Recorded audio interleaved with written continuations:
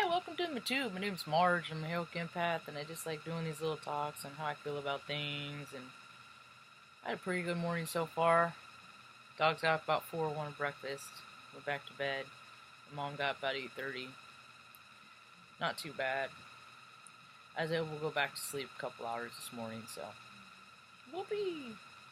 Not going outside today.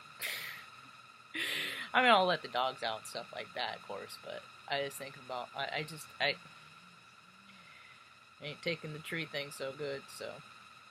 It's just all so open. As soon as I open my back door, now I see, like, 3 neighbors' backyards. Freaking, I don't want to.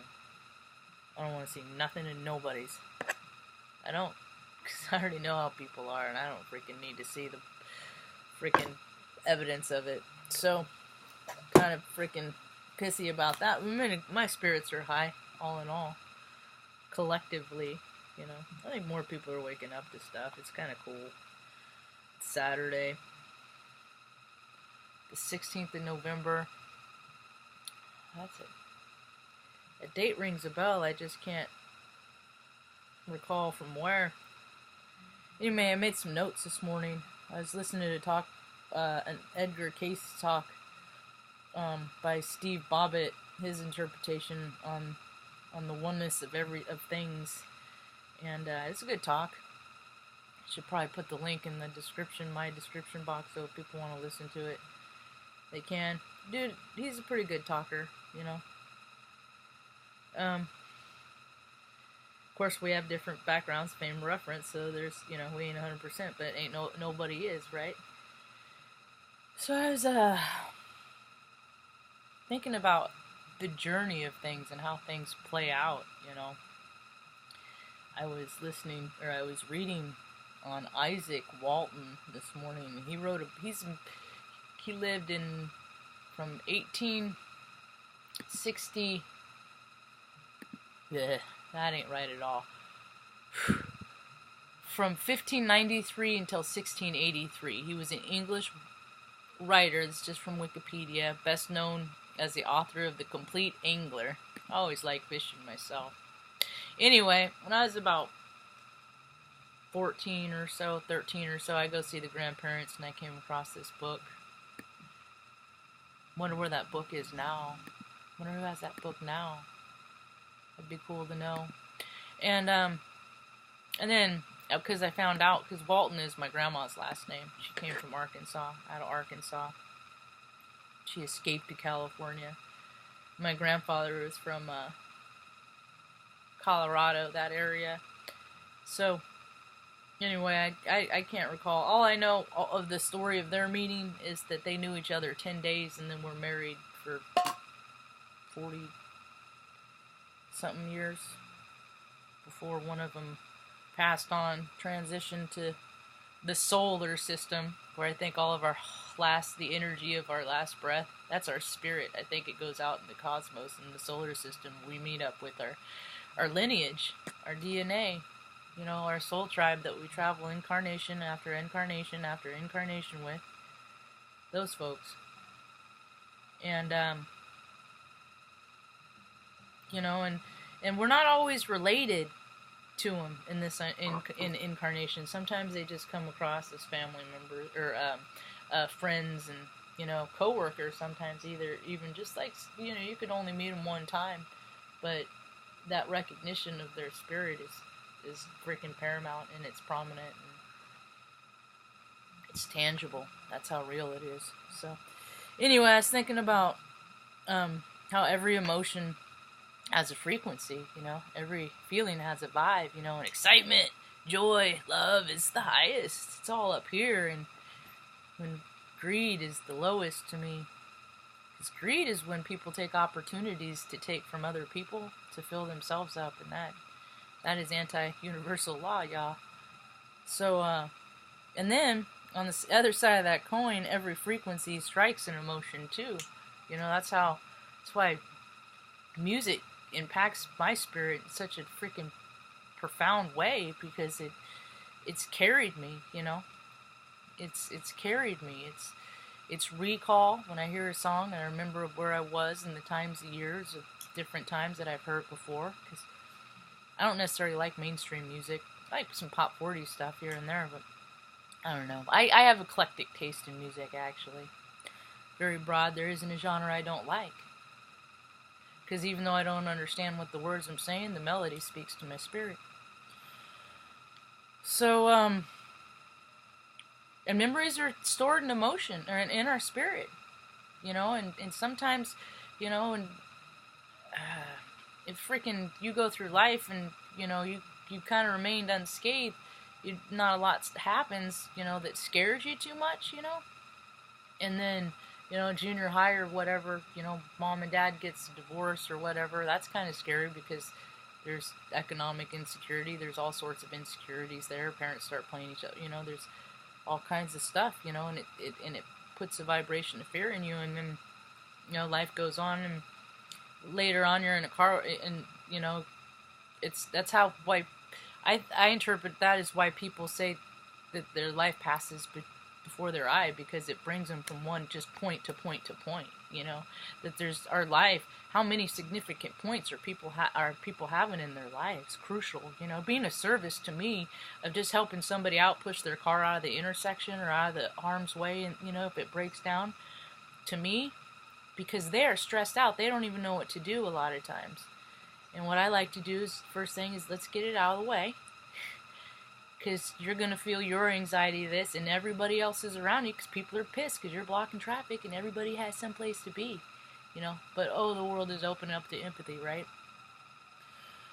So more people are experiencing freaking scary stuff, and, they may not necessarily freaking have scary stuff that happened in their life, but their spirits still hold the vibration of terror that happened in previous incarnations. This man, Steve Bobbitt, he was talking about how Native Americans were, there's some belief systems that Native Americans were the people of Atlantis, when the earth shifted the last time and Atlantis fell. And I have dreams freaking weekly, sometimes 2-3 times a week, of seas rising, so without trying to tie outcomes to any situation, I get nervous with global warming.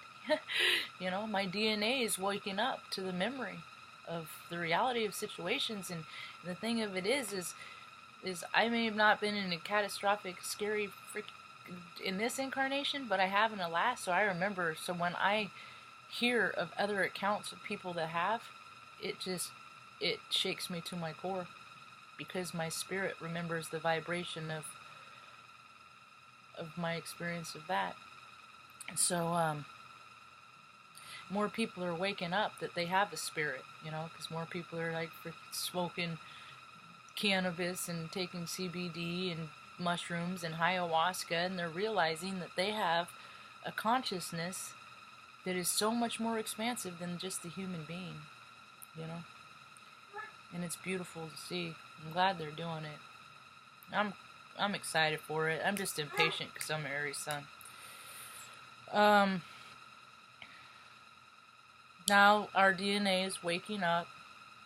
Some fall more into head, and some fall. So yeah, when people are waking up, and that's why some people they're either falling more into head, more into heart, like more into sacral chakra.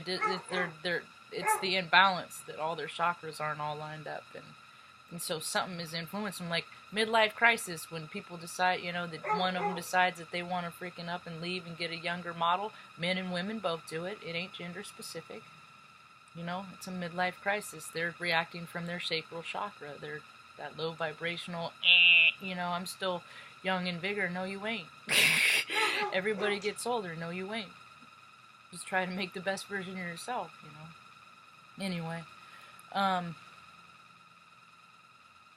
why people leave their life and switch gears and put it off into something else. Sometimes it gets better. Sometimes people get things added. Sometimes people get things stripped away. It depends on what their spiritual lessons are. And some people just level out. Some people come to the realization that it's like, I do have chakras, and we are just energy, and it is all just about balance and being of service to other people, and having, drinking coffee with your friends, telling stories and stuff. It ain't about third quarter profits and year-ending projections and stock options and go football. It ain't about none of that materialistic stuff.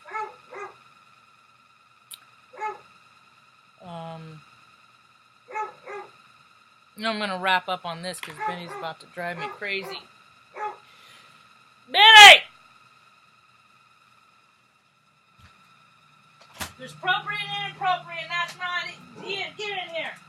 I'm doing a video, Dirk.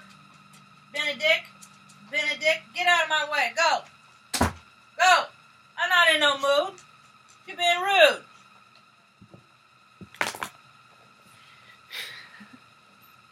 Sarge Marge coming out. Oh, this is better than cocktail Marge. I've been hankering up for oblivion the last 3 days. I'm just like, I can just get a bottle of whiskey. But then I die probably, and ain't nobody here to get feed the dogs or take care of Mom, so don't do that, Marge. Anyway, and I was looking back at it's the end of the year. That's what people do. They reflect. You look back at the year, and then you look back at where you were, this time 7 years ago, for whatever, I have plenty of time to reflect, and if people spend more time reflecting on their lives and, sorting their past out, that their futures could get a whole lot better, I assure you that. And I look at a lot of the times that, I've been around people when freaking terrible things have happened in their life, like Tony when her Aunt Jackie got run over, and she saw her aunt that lived with her on the morning news. That's how they hadn't heard from her. She was a drinker for several days, and I saw her on the news. I'm like, I hung out with her, I partied with her, so and then when my buddy Alan, his grandma died, I was, all the family from all over came, and I was sitting about 12 feet from the entrance of her hospital room. Because if you're just there for people with positive support and intention, it means the world to them.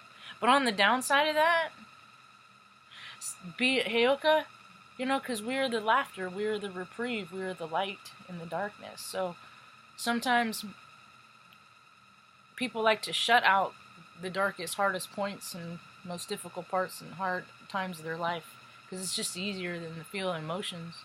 So when they do that, oftentimes I get shut out too.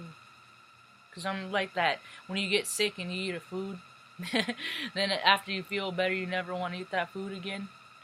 So, but I wouldn't trade my life experiences for anything else in the world, because it's brought me to a point of peace and serenity that I have today, and gratitude and love. Because I ain't come from a place for love, and I'm just trying to let people know you don't got to come from a place of love to be loved. That's all I got for today. Hope you have a rad day. Peace.